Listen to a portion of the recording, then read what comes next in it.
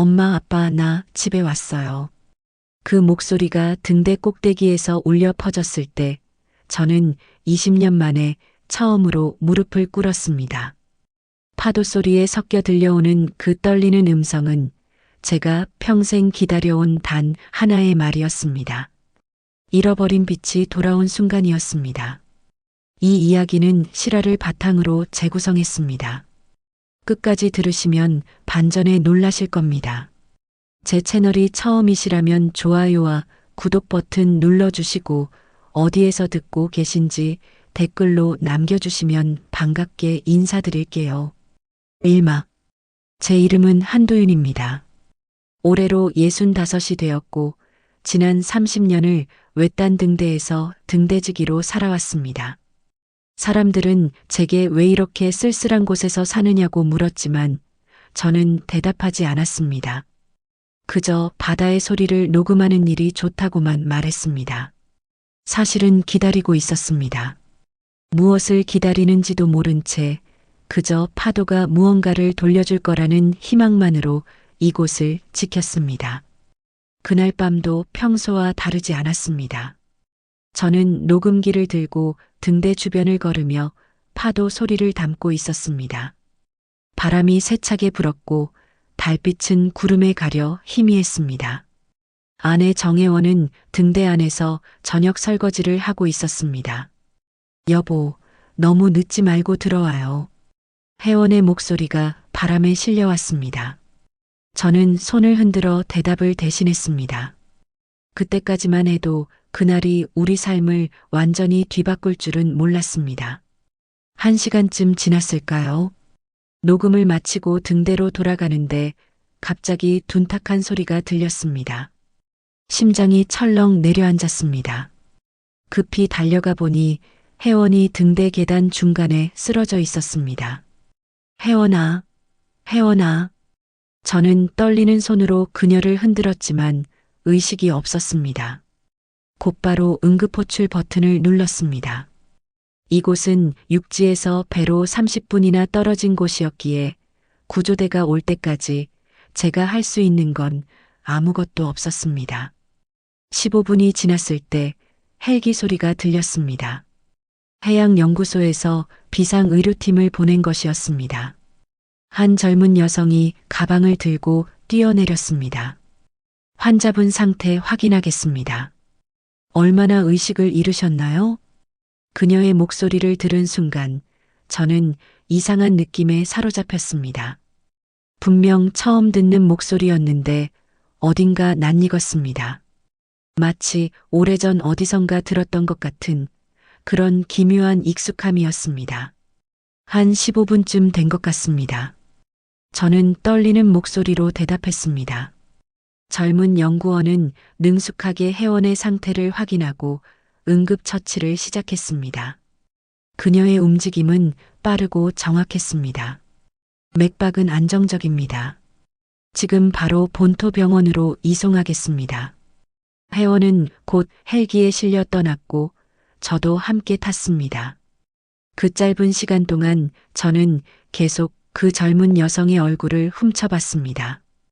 왜인지 모르게 시선을 뗄 수가 없었습니다. 병원에 도착해서야 저는 그녀의 이름표를 보았습니다. 서린 마이너스 해양연구소 음파분석팀이라고 적혀 있었습니다. 감사합니다, 서린 씨. 덕분에 아내가 살았습니다. 당연한 일을 했을 뿐입니다. 부인께서 빨리 회복하시길 바랄게요. 그녀는 미소를 지으며 떠났습니다. 하지만 저는 그 미소를 보며 또다시 묘한 감정에 휩싸였습니다. 설명할 수 없는 그리움 같은 것이었습니다. 혜원은 뇌출혈이었습니다. 다행히 큰 수술 없이 약물 치료로 회복할 수 있다는 진단을 받았습니다. 의사는 1달 정도 입원해야 한다고 했습니다. 저는 매일 병원과 등대를 오가며 아내를 돌봤습니다. 그리고 혼자 있는 시간이 많아지면서 오래 미뤄두었던 일을 시작했습니다. 바로 등대 일지를 정리하는 일이었습니다. 30년치의 기록이 쌓여 있었습니다. 누렇게 바랜 공책들을 하나씩 펼쳐보며 저는 지난 세월을 되짚었습니다. 태풍이 왔던 날, 고래떼를 목격했던 날, 혜원이 생일 케이크를 만들어 온 날. 평범하지만 소중했던 순간들이 빼곡히 적혀 있었습니다. 그러다 2001년 기록을 펼쳤을 때 손이 멈췄습니다. 8월 12일자 기록에 희미하게 지워진 흔적이 있었습니다. 볼펜으로 여러 번 그어 지운 흔적이었지만 빛에 비춰보니 희미하게 글자가 보였습니다. 2001년 8월 12일 하나를 잃었다. 그 순간 눈물이 쏟아졌습니다. 20년 동안 애써 잊으려 했던 기억이 파도처럼 밀려왔습니다. 하나, 우리 딸의 이름이었습니다. 그날은 태풍이 몰아치는 밤이었습니다. 갓 3살이 된 하나는 천둥 소리에 놀라 울고 있었고 혜원은 아이를 달래느라 정신이 없었습니다. 저는 등대의 비상등을 점검하러 밖에 나가 있었습니다. 하나야, 괜찮아. 엄마가 여기 있어. 파도 앞에선 울지 마. 혜원이 하나를 안고 속삭이는 소리가 들렸습니다. 그게 마지막이었습니다. 제가 점검을 마치고 돌아왔을 때 현관문이 열려 있었습니다. 바람에 열린 것이었습니다. 혜원은 잠시 주방에 물을 받으러 갔었고 그 짧은 순간 하나가 밖으로 나간 것이었습니다. 우리는 미친 듯이 찾아다녔습니다. 해경을 불렀고 마을 사람들이 모두 나서서 수색했습니다. 하지만 태풍이 몰아치는 밤바다에서 3살짜리 아이를 찾기란 불가능했습니다. 사흘 뒤 수색은 중단되었습니다. 추정 익사 시신 미확인이라는 차갑고도 공식적인 결론만 남았습니다. 혜원은 그 뒤로 반년 동안 말을 잃었습니다. 저 역시 매일 밤 악몽에 시달렸습니다. 우리는 서로를 원망했고 스스로를 증오했습니다. 부부로서의 삶은 사실상 끝난 것이나 마찬가지였습니다. 하지만 우리는 등대를 떠나지 않았습니다. 혹시라도 하나가 돌아올지 모른다는 희망 때문이었습니다. 아니, 희망이라기보다는 속죄였을지도 모릅니다. 우리가 지키지 못한 아이를 위해 우리는 이곳에서 바다를 지키기로 했습니다. 저는 그날부터 바다의 소리를 녹음하기 시작했습니다. 혹시 그 속에서 하나의 목소리를 들을 수 있을까 하는 어리석은 바람이었습니다. 일지를 덮으며 저는 오랜만에 하나의 이름을 불러봤습니다. 하나야, 미안하다. 그 목소리는 빈 등대 안에서 메아리쳤고 바다는 여전히 아무런 대답도 하지 않았습니다. 하지만 저는 몰랐습니다. 바다가 이미 답을 준비하고 있었다는 것을, 20년 만에 파도가 우리 딸을 돌려보내려 하고 있었다는 것을 말입니다. 그로부터 일주일 뒤 저는 혜원의 병실에서 그녀의 손을 잡고 있었습니다. 의사는 회복이 순조롭다고 했지만 혜원은 여전히 잠을 설쳤습니다. 악몽을 꾸는 것 같았습니다. 그녀가 잠꼬대로 중얼거리는 소리를 들으며 저는 우리가 평생 짊어진 죄의식이 얼마나 무거운지 다시금 느꼈습니다. 그런데 그날 밤 제 휴대폰으로 낯선 번호에서 전화가 왔습니다. 여보세요, 한도윤 씨 맞으십니까? 저는 해양연구소 음파분석팀의 설인입니다. 그 목소리를 듣는 순간 또다시 그 이상한 감정이 밀려왔습니다. 저는 침을 삼키고 대답했습니다. 네, 맞습니다. 무슨 일이신가요? 혹시 시간 되시면 연구소로 한번 오실 수 있으실까요? 보여드릴 게 있습니다. 설인의 목소리는 떨리고 있었습니다.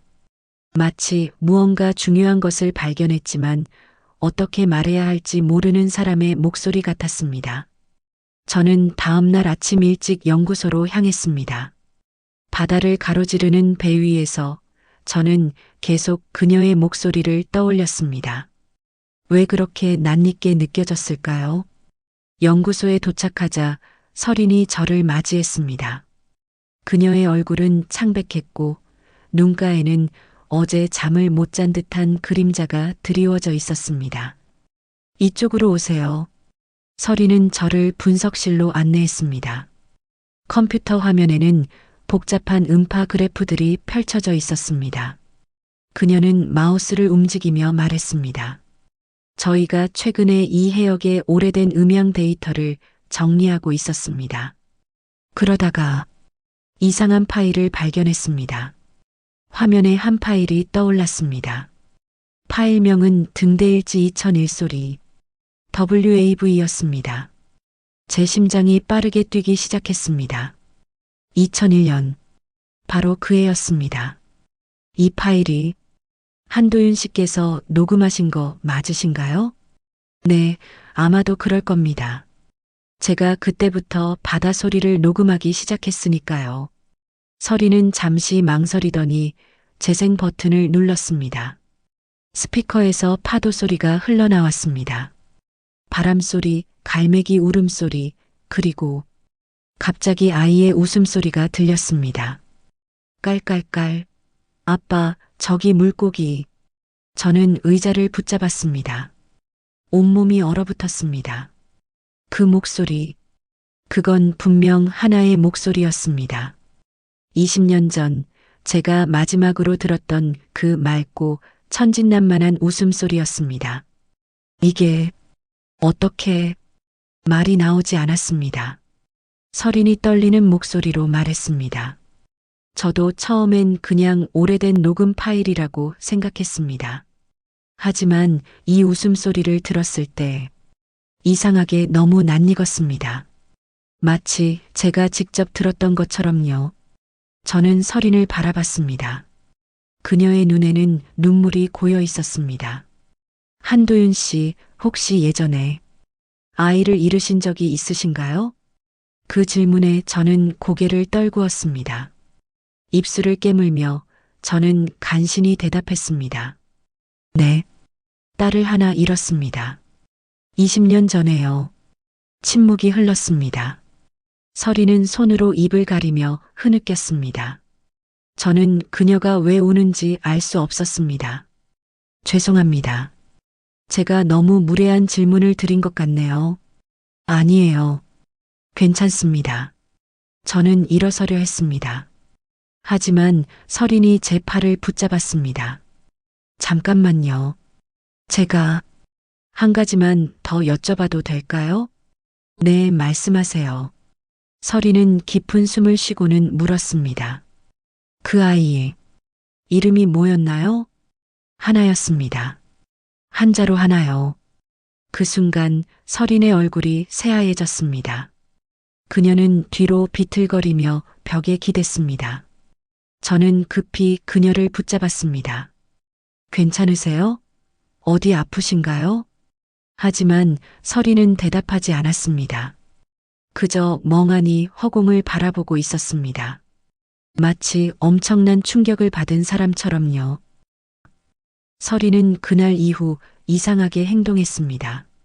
저는 그녀가 무언가를 알고 있다는 느낌을 받았지만 감히 물어볼 수가 없었습니다. 그녀 역시 제게 다시 연락하지 않았습니다. 하지만 저는 몰랐습니다. 그날 밤 서린이 혼자 연구소에 남아 무엇을 하고 있었는지를요. 서린은 자신의 과거를 파헤치기 시작했습니다. 그녀는 입양하였습니다. 5살 때 서울의 한 부부에게 입양되었다고 알고 있었습니다. 하지만 그 이전의 기억은 거의 없었습니다. 단지 몇 가지만 희미하게 남아 있었습니다. 바다 소리, 파도가 부서지는 소리, 그리고 한 여인의 부드러운 목소리. 하나야, 파도 앞에선 울지 마. 그 문장이었습니다. 어린 시절 악몽을 꿀 때마다 머릿속에 떠오르던 그 한 문장. 서리는 그게 단순한 꿈이라고 생각해 왔습니다. 하지만 오늘 한도윤이 딸의 이름을 말했을 때 그녀는 깨달았습니다. 그건 꿈이 아니었습니다. 그건 기억이었습니다. 서리는 떨리는 손으로 양부모님께 전화를 걸었습니다. 어머니, 제가 어디서 입양된 건가요? 정확히 알고 싶어요. 전화기 너머로 어머니의 당황한 목소리가 들렸습니다. 리나, 갑자기 왜 그런 걸 물어보니? 제발요, 어머니. 알아야 할 것 같아요. 긴 침묵이 흘렀습니다. 그리고 어머니가 한숨을 쉬며 말했습니다. 너는 남해안의 한 보육원에서 왔단다. 바다에서 발견됐다고 들었어. 정확한 사정은 우리도 몰라. 당시 너무 어렸고 기록도 제대로 안 돼 있었거든. 바다에서요? 그래. 어떤 어부가 새벽에 발견했다고 했어. 조개 껍데기를 목에 걸고 있었는데 거기에 이름이 새겨져 있었대. 하나라고. 서리는 손이 떨려 휴대폰을 떨어뜨릴 뻔했습니다. 그 조개 껍데기 아직 있나요? 응. 내가 보관하고 싶다고 해서 내 방 서랍에 넣어뒀어. 전화를 끊고 서리는 무너지듯 의자에 앉았습니다. 머릿속이 하얘졌습니다. 온갖 기억의 파편들이 퍼즐처럼 맞춰지기 시작했습니다. 바다소리, 등대의 불빛, 파도 앞에선 울지 말라던 그 목소리, 그리고 오늘 들었던 녹음 파일 속 웃음소리. 저건 내 목소리였어. 서리는 자신도 모르게 중얼거렸습니다. 눈물이 쏟아졌습니다. 20년 동안 자신이 누구인지 몰랐던 그녀는 이제야 깨달았습니다. 자신의 진짜 이름은 서린이 아니었습니다. 하나였습니다. 그리고 저 멀리 등대에서 지금도 바다를 바라보고 있을 한도윤과 정혜원은 낯선 사람이 아니었습니다. 그들은 자신의 부모였습니다. 엄마, 아빠. 서리는 그 단어를 입 밖으로 꺼내며 오열했습니다. 20년 만에 그녀는 자신이 버려진 것이 아니라 잃어버려진 것임을 알게 되었습니다. 그리고 그 사실은 그녀의 온 세상을 뒤흔들었습니다. 밤은 깊어갔고 연구소의 불빛은 새벽까지 꺼지지 않았습니다. 파도는 여전히 같은 리듬으로 해안을 때렸고 등대는 멀리서 변함없이 빛을 비추고 있었습니다. 기억의 파도가 마침내 육지에 닿으려 하고 있었습니다. 서리는 그날 밤 한숨도 자지 못했습니다. 새벽이 되자마자 그녀는 연구소 기록실로 향했습니다. 오래된 문서들이 가득한 서고에는 20년 전에 해난 사고 기록들이 보관되어 있었습니다. 저는 이 사실을 나중에야 알게 되었습니다. 서린이 그날 무엇을 찾았는지, 그녀가 얼마나 떨리는 손으로 그 문서들을 뒤적였는지를요. 먼지가 쌓인 파일 박스들 사이에서 서린은 마침내 2001년 8월의 기록을 찾아냈습니다. 노란 종이에 타자로 찍힌 보고서였습니다. 그녀는 숨을 죽이고 그 문서를 읽었습니다. 사고 일시 2001년 8월 12일 23시 경. 사고 장소 남해 외딴 등대 인근 해역. 실종자 하나나여 3세. 보호자 한도윤, 정혜원. 사고 경위 태풍으로 인한 실종 추정. 수색 기간 3일. 결과 시신 미확인. 결론 추정 익사. 그 차갑고 건조한 문장들 아래 부모의 이름이 적혀 있었습니다. 한도윤, 정혜원. 서린의 눈에서 눈물이 떨어져 종이를 적셨습니다. 이건 나였어. 내가 하나나였어. 그녀는 보고서를 가슴에 안고 주저앉았습니다. 20년 동안 자신이 누구인지 몰랐던 그 공허함이 이제야 채워지기 시작했습니다. 하지만 동시에 새로운 의문이 떠올랐습니다. 그런데 나는 왜 죽지 않았을까? 어떻게 살아남은 걸까? 서리는 보고서를 더 자세히 살펴봤습니다. 하지만 그 이후의 기록은 없었습니다. 단지 추정 익사라는 결론만 있을 뿐 구체적인 수색 결과나 추가 조사 내용은 전혀 기록되어 있지 않았습니다. 이상했습니다. 아무리 20년 전 일이라고 해도 이렇게 간단히 종결될 일이 아니었습니다. 서리는 다른 해난 사고 보고서들과 비교해 봤습니다. 다른 사건들은 훨씬 더 상세한 기록이 남아 있었습니다. 뭔가 숨겨진 게 있어. 서리는 본능적으로 느꼈습니다. 그녀는 당시 수색을 담당했던 해경의 기록을 찾기 시작했습니다. 그리고 마침내 한 장의 메모를 발견했습니다. 연필로 휘갈겨 쓴 글씨였습니다. 본청 지시 마이너스 사건 조기 종결. 입양 절차 진행 중. 입양 절차. 서린의 심장이 빠르게 뛰었습니다. 사고 신고가 들어온 지 불과 사흘 만에 입양 절차가 진행되었다는 말이었습니다. 그건 정상적인 절차가 아니었습니다. 내가 발견되었던 거야. 죽지 않고 살아 있었던 거야. 그런데 누군가 그 사실을 숨겼어. 서리는 손이 떨렸습니다. 분노와 슬픔과 혼란이 한꺼번에 밀려왔습니다. 누가, 왜, 어떤 이유로 자신을 부모에게서 떼어놓고 다른 곳으로 보낸 것일까? 그녀는 입양 기록을 뒤졌습니다. 하지만 자신의 입양 서류는 찾을 수 없었습니다. 마치 누군가 의도적으로 흔적을 지운 것 같았습니다. 증거를 찾아야 해. 진실을 알아야 해. 서리는 결심했습니다. 그녀는 서류들을 정리하며 속으로 다짐했습니다. 반드시 진실을 밝혀내고 자신의 부모에게 돌아가겠다고요. 일주일이 지났습니다. 저는 혜원이 드디어 의식을 완전히 회복했다는 소식을 들었습니다. 의사는 이제 일반 병동으로 옮겨도 된다고 했습니다. 저는 기쁜 마음으로 병실로 달려갔습니다. 혜원아, 정신 좀 어때? 많이 좋아졌어요. 이제 머리도 안 아프고요. 혜원은 희미하게 미소를 지었습니다. 하지만 그녀의 눈가에는 여전히 슬픔의 그림자가 남아 있었습니다. 저는 그녀의 손을 잡았습니다. 이제 곧 집에 갈 수 있을 거야. 집? 우리 집은 여전히 그 등대인가요? 그렇지. 바다가 보이는 그곳. 혜원은 창밖을 바라보며 작게 한숨을 쉬었습니다. 저는 그녀가 무슨 생각을 하는지 알고 있었습니다. 하나를 잃었던 그곳. 우리의 죄책감이 시작된 그곳. 그때 병실 문이 열렸습니다. 서린이 들어왔습니다. 그녀는 손에 작은 상자를 들고 있었습니다. 안녕하세요. 부인께서 의식을 회복하셨다는 소식을 듣고 인사드리러 왔습니다. 저는 자리에서 일어났습니다.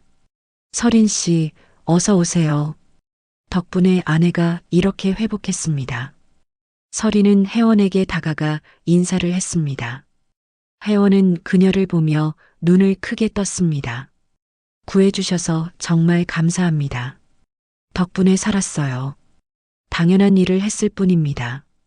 서린의 목소리가 떨렸습니다. 혜원은 그 떨림을 눈치챘는지 고개를 갸우뚱했습니다. 그런데 목소리가 참 익숙하네요. 어디서 들어본 것 같은데. 그 순간 서린의 눈에 눈물이 맺혔습니다. 저는 이상한 예감이 들었습니다. 왜 서린이 우는 걸까? 왜 그녀는 이렇게 감정적으로 변한 걸까? 부인, 혹시 예전의 아이를. 서린이 말을 꺼내려는 순간 저는 그녀를 막았습니다. 서린 씨, 잠깐만요. 그 이야기는. 하지만 서린은 고개를 저었습니다. 그녀는 상자를 열었습니다. 그 안에는 오래된 조개 껍데기가 들어 있었습니다. 흰색과 분홍색이 섞인 작은 조개였습니다. 이게 뭔가요? 혜원이 물었습니다.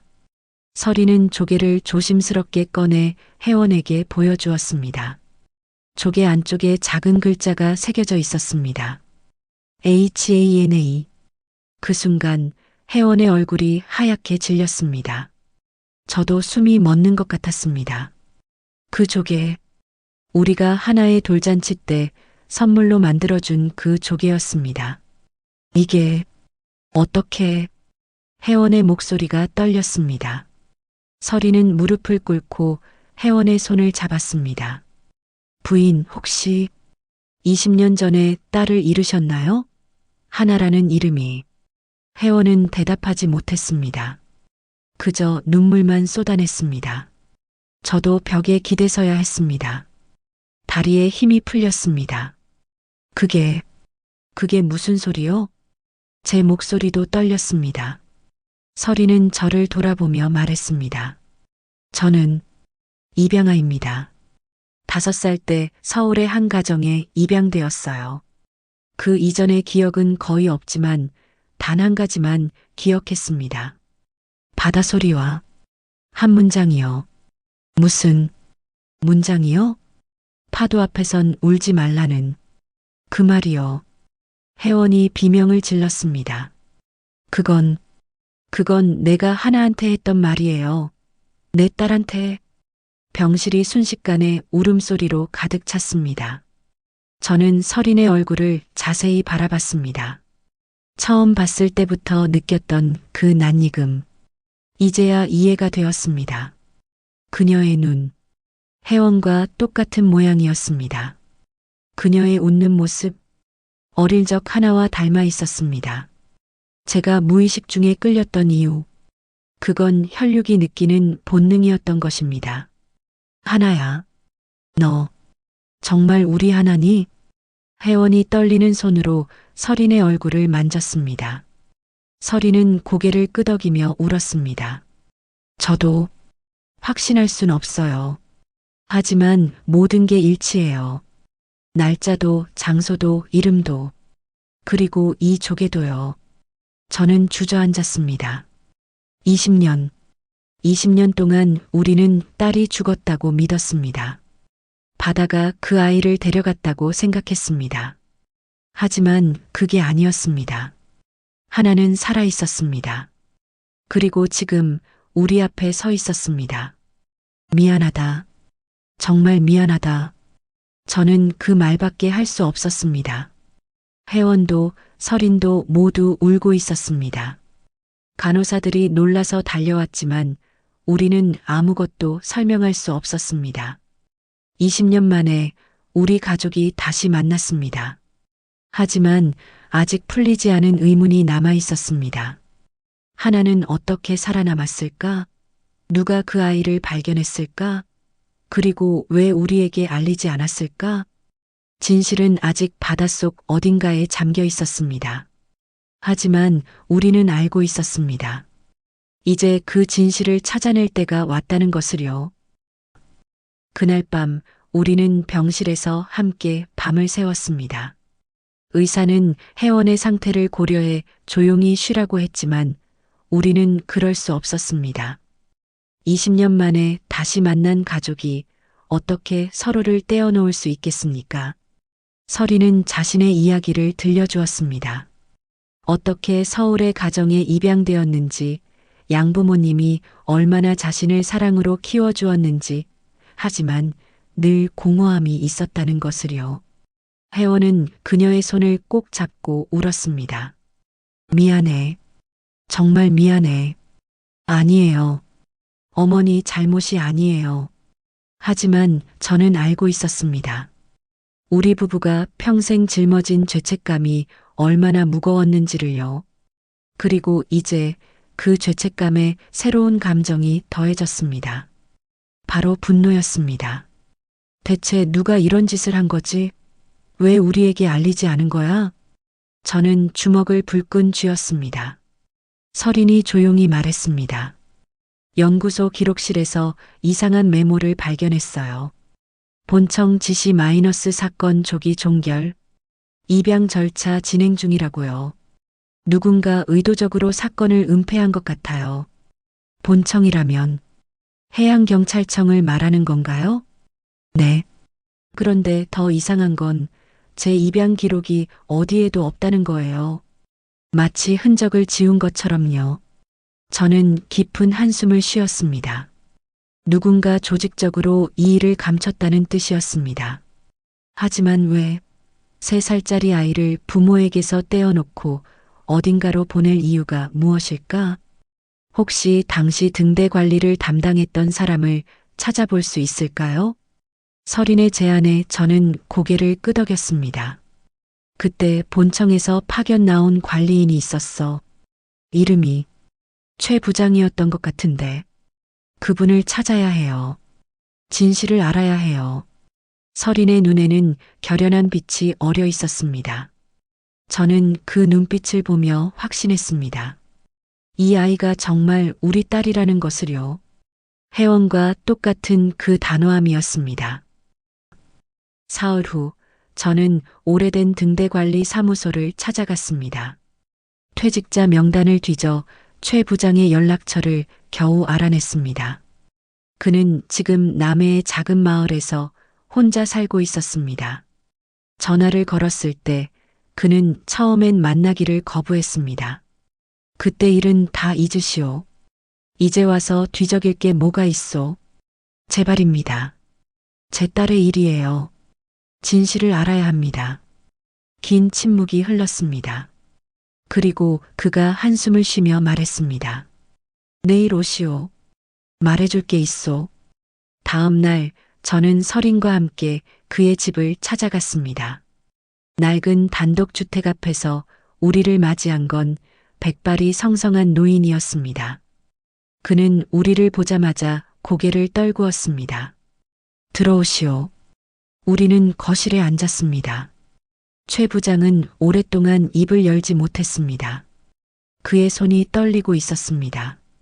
20년 동안 이 죄를 짊어지고 살았소. 무슨 말씀이신가요? 저는 앞으로 몸을 숙였습니다.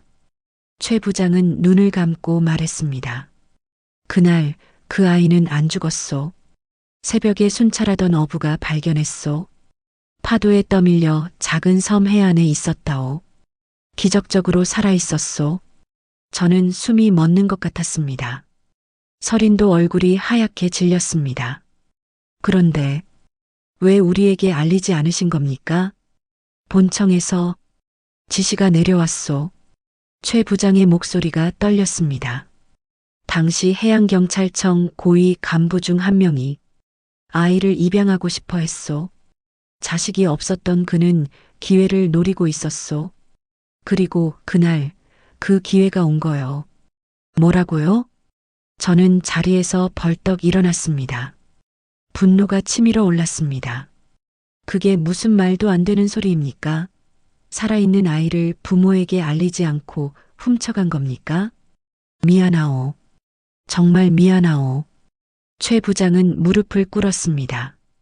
눈물이 그의 주름진 얼굴을 타고 흘렀습니다. 나도 거부했소. 말도 안 되는 일이라고 했소. 하지만 그는 권력이 있었소. 나를 협박했소. 만약 말을 듣지 않으면 내 가족을 해치겠다고. 그때 내 아들이 아직 어렸소. 나는 겁쟁이였소. 저는 주먹을 불끈 쥐었습니다. 온몸이 떨렸습니다. 그래서 사고 보고를 위조하신 겁니까? 우리 딸이 죽었다고 거짓말을 하신 겁니까? 그렇소. 본청에서 입양 명단을 바꿔치기 했소. 공식 기록상으로 그 아이는 다른 지역에서 발견된 신원불상의 아동으로 처리됐소. 그리고 곧바로 입양 절차가 진행됐소. 본청 간부라고 하셨는데 그 사람이 누굽니까? 서린이 떨리는 목소리로 물었습니다.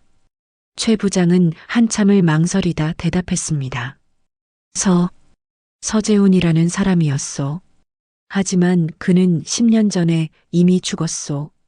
심장마비로. 서재훈. 서린은 그 이름을 듣고 충격을 받았습니다. 그건 자신의 양아버지 이름이었습니다. 아버지가 그런 짓을 하셨단 말인가요? 서린의 목소리가 갈라졌습니다. 최 부장은 고개를 끄덕였습니다. 그 사람은 아이를 사랑했소. 진심으로 사랑했소. 하지만 그 사랑의 시작이 범죄였다는 걸 알았다면 아마 평생 괴로워했을 거요. 저는 벽에 주먹을 내리쳤습니다. 벽지가 찢어졌고 손에서 피가 흘렀지만 아픈 줄도 몰랐습니다. 사랑이라고요? 그게 사랑입니까? 다른 부모에게서 아이를 빼앗아가는 게 사랑입니까? 아니요. 그건 사랑이 아니었소. 욕심이었소. 죄였소. 최 부장은 계속 울었습니다. 저는 주저앉았습니다.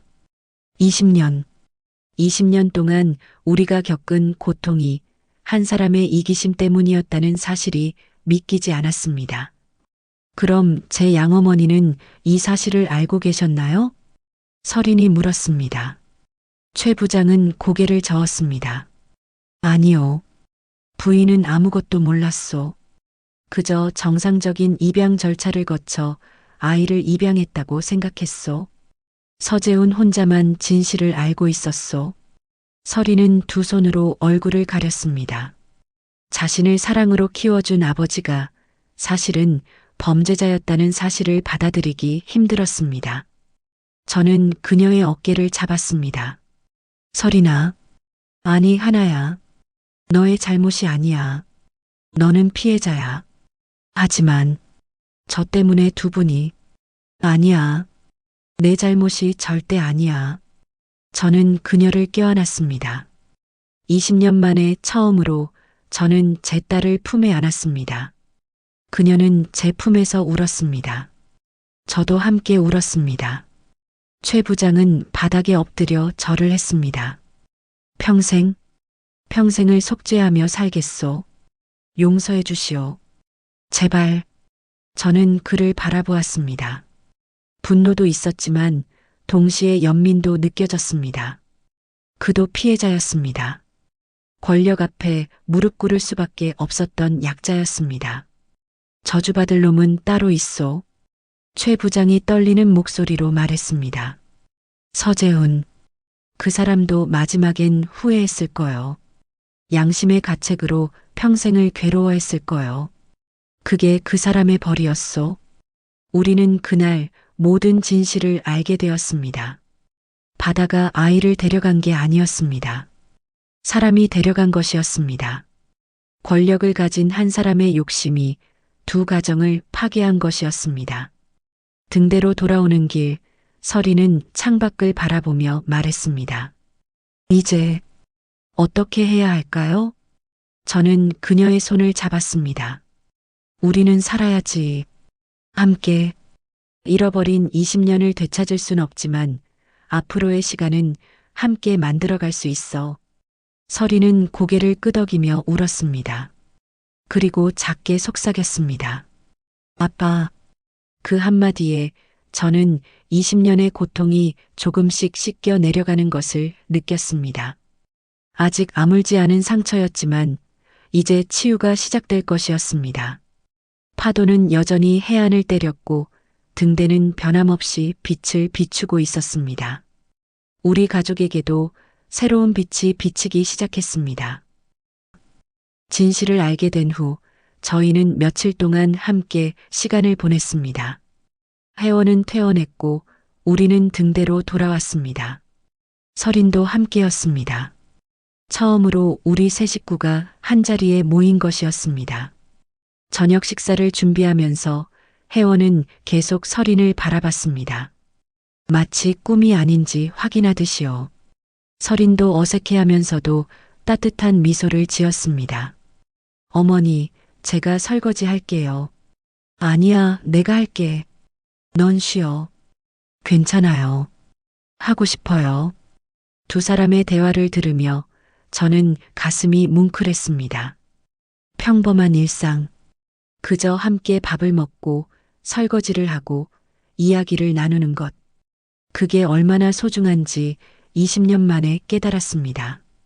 밤이 깊어지자 우리는 등대밖 벤치에 앉았습니다.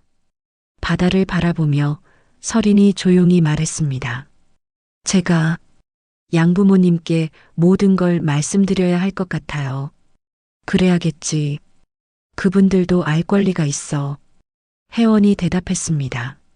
설이는 고개를 끄덕였습니다. 양어머니는 아무것도 모르셨어요. 그냥 저를 사랑으로 키워주셨어요. 그분들을 원망할 순 없어요. 물론이야. 그분들이 너를 잘 키워주셨으니까 이렇게 훌륭한 사람이 된 거야. 제가 말했습니다. 설이는 눈물을 글썽이며 미소 지었습니다. 하지만 이제 저는 누구죠? 설인인가요? 하나인가요? 그 질문에 저와 혜원은 서로를 바라봤습니다. 그건 우리도 고민했던 문제였습니다. 20년 동안 설인으로 살아온 아이에게 갑자기 다른 이름으로 살라고 할 수는 없었습니다. 설인이 먼저 입을 열었습니다. 저는 이제부터 하나로 불리고 싶어요. 정말이니? 혜원이 물었습니다. 설인은 아니, 하나는 고개를 끄덕였습니다. 설인이라는 이름도 소중해요. 그 이름으로 많은 걸 이뤘으니까요. 하지만 제 진짜 이름은 하나예요. 한도윤과 정혜원의 딸 하나나요. 그게 제 정체성이에요. 하나의 목소리는 떨렸지만 확고했습니다. 저는 그녀의 손을 잡았습니다. 고맙다 하나야. 돌아와줘서. 아니에요. 제가 너무 늦게 돌아온 것 같아요. 아니야. 지금이라도 돌아와 준 게 기적이야. 우리는 서로를 껴안았습니다. 등대의 불빛이 우리를 비췄고 파도 소리가 우리의 울음을 감쌌습니다. 20년 동안 흩어져 있던 가족이 마침내 하나가 된 순간이었습니다. 한 달이 지났습니다. 하나는 양어머니를 만나 모든 진실을 말씀드렸습니다. 양어머니는 충격을 받았지만 하나의 선택을 존중해 주셨습니다. 그리고 저희 부부에게도 연락을 주셨습니다. 하나를, 아니, 설인을 잘 키워주셔서 감사합니다. 전화로 제가 인사를 드리자 양어머니는 울먹이며 대답하셨습니다. 아니에요. 제가 감사드려야죠. 그 아이가 행복하다면 그것만으로 충분해요. 두 어머니의 사랑, 그것이 하나를 여기까지 지켜준 것이었습니다. 혜원은 완전히 회복했습니다. 오히려 전보다 더 건강해 보였습니다. 딸을 되찾은 기쁨이 그녀를 치유한 것이었습니다. 매일 아침 그녀는 하나와 함께 산책을 했습니다. 20년 동안 하지 못했던 대화를 나누며요. 저는 하나에게 등대 관리법을 가르쳤습니다. 녹음 장비 사용법도 바닷소리를 듣는 법도 알려주었습니다. 하나는 열심히 배웠습니다. 해양연구원으로서의 지식과 경험이 큰 도움이 되었습니다. 어느 날 저녁 저는 하나를 등대 꼭대기로 데려갔습니다. 해가 지고 있었고 바다는 붉게 물들어 있었습니다. 하나야, 이제 이 등대를 내게 물려주고 싶구나. 아버지, 아직 이르지 않아요? 아니야. 내가 이 일을 이어갈 자격이 있어. 바다를 사랑하고 그 소리를 이해하는 사람이니까. 하나는 난간에 기대어 바다를 바라봤습니다. 바람이 그녀의 머리카락을 흩날렸습니다. 이 등대가 저를 기다리고 있었던 걸까요? 그럴지도 모르지. 20년 동안 우리가 너를 기다렸던 것처럼. 하나는 미소를 지었습니다. 그리고 작게 속삭였습니다. 네. 이 등대를, 이 빛을 이어갈게요. 저는 그녀의 어깨에 손을 올렸습니다. 이제 내가 이 빛을 이어가렴. 그리고 이 바다를 지켜주렴. 네, 아버지. 해가 완전히 지고 등대의 불이 켜졌습니다. 어둠 속에서 빛이 회전하며 바다를 비췄습니다. 그 빛 아래서 하나는 두 팔을 벌려 바다를 향해 외쳤습니다. 엄마, 아빠, 나 집에 왔어요. 그 목소리는 파도에 섞여 멀리까지 퍼져나갔습니다. 저와 혜원도 함께 등대 위로 올라왔습니다. 우리 세 식구는 서로를 껴안고 바다를 바라봤습니다. 우리 다시는 떨어지지 말자. 혜원이 말했습니다. 하나와 저는 고개를 끄덕였습니다. 네. 이제 영원히 함께해요. 등대의 불빛이 우리를 감쌌습니다. 20년 전 이 등대에서 잃어버렸던 빛이 마침내 돌아온 것이었습니다. 하나, 우리의 딸, 우리의 빛. 바다는 여전히 파도를 보내왔지만 이제 그 소리는 슬프지 않았습니다. 오히려 축복처럼 들렸습니다. 우리 가족을 다시 이어준 바다의 선물이었습니다. 그로부터 1년이 지났습니다. 하나는 정식으로 등대지기가 되었습니다. 저와 혜원은 은퇴했지만 여전히 등대 근처에 살며 딸과 함께 시간을 보내고 있습니다. 하나는 자신의 이야기를 해양연구소에 보고했습니다. 과거의 비리가 밝혀졌고 최 부장도 자수했습니다. 하지만 저희는 그를 고소하지 않았습니다. 그도 피해자였고 이미 충분히 벌을 받았다고 생각했으니까요. 가끔 양어머니가 등대를 방문하십니다. 두 어머니는 함께 차를 마시며 하나의 어린 시절 이야기를 나눕니다. 저는 그 모습을 보며 생각합니다. 사랑은 나누어진다고 줄어드는 게 아니라는 것을요. 오늘도 하나는 등대 꼭대기에서 바다를 바라봅니다. 녹음기를 들고 파도 소리를 담습니다. 그녀는 이제 제가 했던 일을 이어가고 있습니다. 바다의 소리를 기록하고 그 속에서 생명의 이야기를 찾아내는 일을요. 저녁이 되면 우리는 함께 식탁에 앉습니다. 평범한 저녁 식사. 하지만 그 평범함이 얼마나 소중한지 우리는 너무나 잘 알고 있습니다. 오늘은 날씨가 참 좋았어요. 하나가 말합니다. 그래, 파도 소리도 잔잔하더구나. 제가 대답합니다. 내일은 뭐 해 먹을까? 혜원이 묻습니다. 이렇게 평범한 대화, 이렇게 소소한 일상, 그게 바로 우리가 20년 동안 그리워했던 것이었습니다. 밤이 되면 등대에 불이 켜집니다. 어둠을 밝히는 그 빛은 이제 하나가 지키는 빛입니다. 잃어버렸다가 되찾은 빛, 우리 가족의 빛, 바다에 남긴 이름 하나. 그 이름은 이제 다시 이곳에 있습니다. 등대와 함께, 바다와 함께, 우리 가족과 함께. 이것이 우리의 이야기입니다. 20년 동안 잃어버린 딸을 되찾은 한 가족의 기적 같은 이야기입니다. 이렇게 한 가족이 20년 만에 다시 만난 기적 같은 이야기를 들려드렸습니다. 권력의 욕심이 한 가족을 파괴했지만 결국 진실은 밝혀졌고 사랑은 그들을 다시 하나로 만들었습니다. 잃어버린 빛은 돌아왔고 등대는 이제 새로운 세대가 지키고 있습니다. 끝까지 들어주셔서 감사합니다. 제 채널이 처음이시라면 좋아요와 구독 버튼 눌러주시고 어디에서 듣고 계신지 댓글로 남겨주시면 반갑게 인사드릴게요. 다음에도 더 감동적인 이야기로 찾아뵙겠습니다. 감사합니다.